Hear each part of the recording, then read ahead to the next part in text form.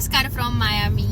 तर मला हे रिअलाइज झालेलं आहे, अशा दोन माणसांची लग्न होतात ज्याच्यामध्ये एकाची बॅटरी, मोबाईलची बॅटरी असते 100%, 90%, 80%.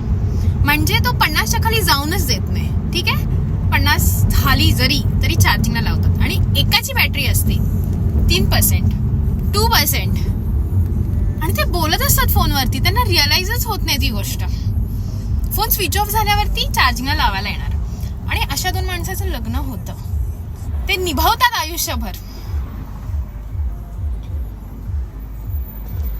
तर त्याच्यापैकी 50-100% बॅटरी असणारी आहे मी. आणि 1% बॅटरीवर जगणारा आहे माझा नवरा. 2 मोबाईल आहेत तरी दोघांची बॅटरी मेलेली असते.